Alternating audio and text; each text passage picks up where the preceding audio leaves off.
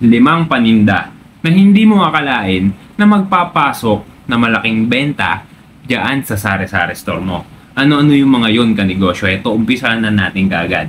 Number 1, ice pop. Alam mo kanegosyo, huwag mong ismulin ang pagtitinda mo ng ice pop dahil napakamura lang ng puhunan yan. 2 pesos, pero pwede mo siyang ibenta ng 3 piso kada isang piraso kanegosyo. At ang pinakaunang parokyano mo dyan ay walang iba syempre mga kanegosyo kung hindi yung mga bata. At sa napakainit na panahon natin ngayon mga kanegosyo, sinong tao ang hindi tatangkilik sa napakalamig mong produkto na yan? Sa halagang 5 piso kanegosyo, aba, hindi na mag-iisip ang customer mo at siguradong bibili na nila yan sa'yo.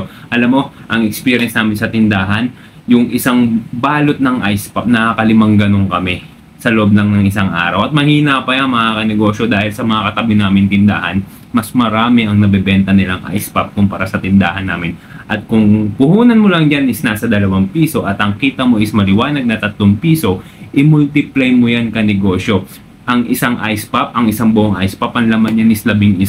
So 3 times 11, kahit 3 times 10 na lang, di ba? 30 pesos yon times 5 kanegosyo, di ba? So magkano yun? 3, 6, 9, 12, 15. So 150 pesos a day. So kung 150 pesos kanegosyo in 30 days, magkano yan, di ba?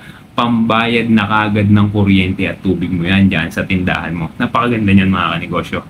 Number 2 kanegosyo, nagtitinda ka na lang rin naman ng ice pop. Siyempre, imposible namang hindi ka nagtitinda ng yelo diyan sa tindahan mo. Alam mo kung gaano kalaki ang naiaambag ng benta ng yelo diyan sa tindahan mo.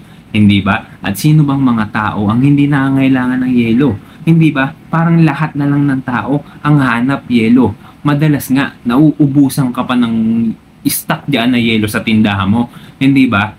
At kung pagsasama-samahin mo ang benta ng yelo mo sa loob ng isang araw at isama mo pa yung benta ng ice pop mo, sa palagay mo kanegosyo, magkano ang posible mong kitain sa loob lang ng 1 linggo?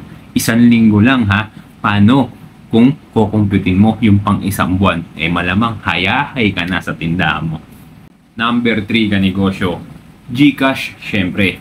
Cash in, cash out. Magkano ang 100 piso ngayon? 10 piso na po mga kanegosyo ang rate from 1 peso to 100 pesos mga kanegosyo. 10 pesos na po ang singil kapag may nagpapakash in or may nagpapakash out. Hindi ko lang alam sa inyo pero dito po, ayan po ang standard mga kanegosyo. Eh paano na lang kung sa loob ng isang araw merong 10 o higit pa na mga customer na kinakailangan ng serbisyo ng GCash diyan sa loob ng tindahan mo? Diba? Isipin mo kanegosyo, magkano ang posible mong kitain? Diba? 3 produkto pa lang yan kanegosyo na nagbibigay ka ng serbisyo diyan sa tindahan mo. Paano pa yung ibang mga paninda mo kahit wag mo na muna silang isali? Ito na lang muna intindihin mo, diba? Dito pa lang mga kanegosyo makakapagparolyo ka na. Number 4 kanegosyo, syempre, cheap toys. Ayan mga kanegosyo, ito proven and tested po dahil dito po kami talaga nagsimula. Dahil noon, nung nag-i-start kami sa sari-sari store namin, hindi talaga tinatangkilik yung mga paninda namin. Yung mga produkto namin na mga customer, dinadaan-daanan lang kami.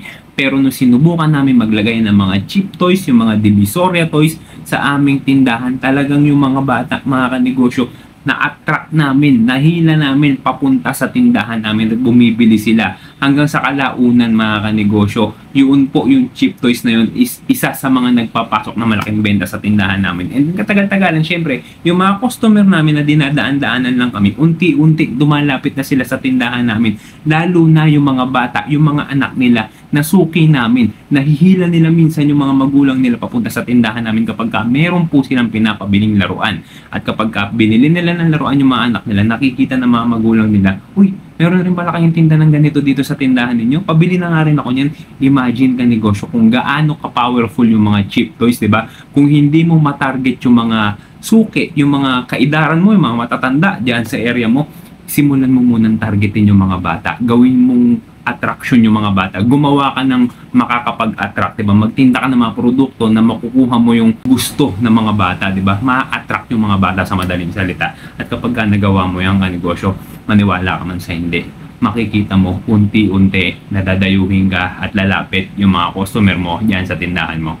At number 5, mga kanegosyo. Ito po optional. Depende sa'yo kung gusto mo o ayaw mo. Kung gusto magbenta o ayaw magbenta na ito. Dishwashing liquid refill, mga kanegosyo. Alam nyo, dito po kami pinakauna talagang nakilala sa pagre-refill ng dishwashing liquid. Dahil sa buong area, dito po sa tindahan namin, lahat ng mga nakapaligid na tindahan dyan, kami lang po na tindahan ang bukod tangi na nag-o-offer ng dishwashing liquid refill. Kaya masasabi ko at literal na talagang yung mga tao dinadayo at kami po talaga ang pinupuntahan.